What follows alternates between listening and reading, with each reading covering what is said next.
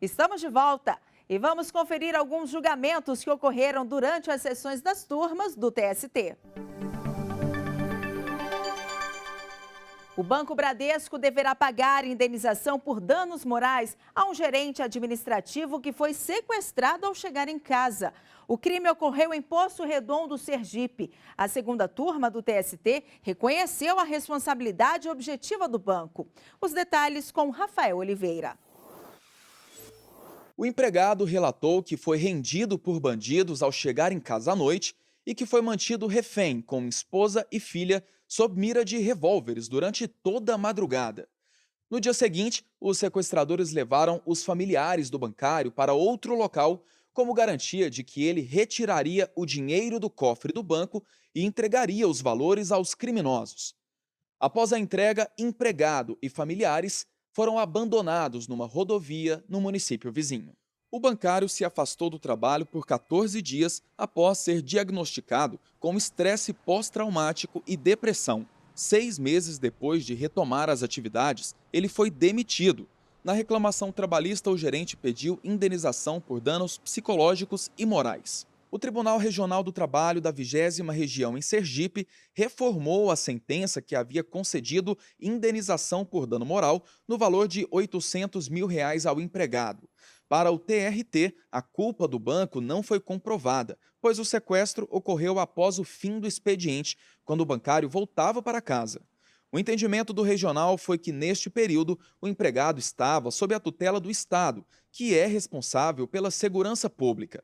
O ex-gerente recorreu ao Tribunal Superior do Trabalho, que teve outro entendimento.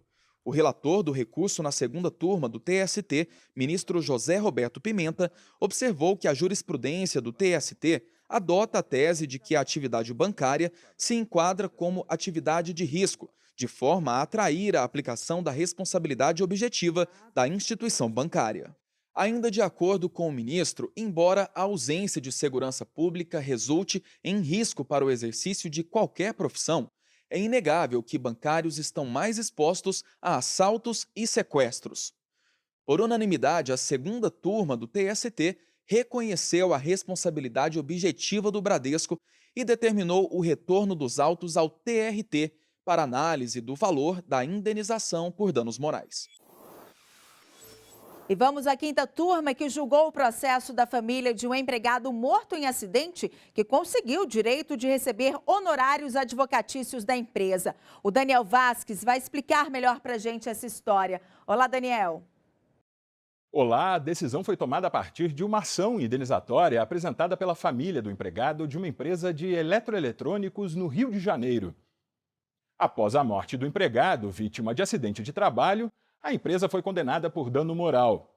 Os pais e a irmã dele pediram então que a empresa pagasse os honorários dos advogados. Em defesa, a empresa usou como base a súmula 219 do TST. O texto diz que a condenação ao pagamento da parcela não decorre apenas da perda da ação. É preciso que a parte vencedora esteja assistida pelo sindicato da categoria profissional e comprove que não tem recursos para arcar com os gastos do processo, sem prejuízo ao próprio sustento ou ao sustento da família. Mas a quinta turma do TST entendeu que a indenização não decorre da violação dos direitos trabalhistas, e sim de acidente de trabalho. De acordo com o colegiado, a exigência contida na súmula 219 está restrita às ações entre empregado e empregador. Por isso, a exigência de filiação sindical não se aplica à família do empregado, pela ausência de vínculo com a empresa e com o sindicato. A empresa foi assim condenada a pagar os honorários advocatícios fixados em 10% sobre o valor da condenação. A decisão foi unânime, Ana Amélia. Muito obrigada pelas informações, Daniel. E a terceira turma decidiu que um motorista da Votorantim não tem direito a adicional de insalubridade por ter contato com cimento.